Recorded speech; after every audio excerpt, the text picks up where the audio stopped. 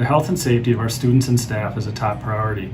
Routine cleaning and disinfecting is key to maintaining a safe environment for everyone. This year, ISD 191 custodial staff is implementing several daily cleaning and disinfecting protocols and priorities. Throughout the school day, custodial staff will address a variety of areas. Playground equipment will be disinfected in the morning. All pre-K rooms will be disinfected between cohorts. High-touch surfaces will be cleaned and sanitized. Increased cleanings to restrooms during the day. Drinking fountains in hallways and common areas will be disinfected.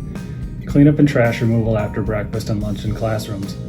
Areas that will be routinely cleaned and disinfected at night when students and staff are not in the building would include common areas, main office and office locations, life skills classrooms, general classrooms, restrooms, media center and computer lab, cafeteria and commons, gyms and fitness rooms, locker rooms, nursing office, kitchen and food service area.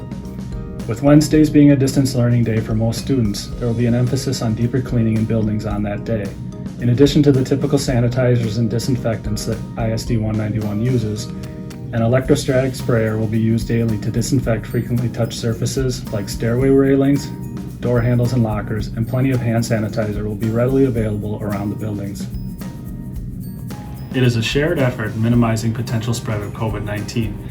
Our cleaning practices, combined with students and staff engaging in good hygiene practices, keeping their social distance, wearing a face mask, and staying home when not feeling well or sick, will help us maintain a safe environment.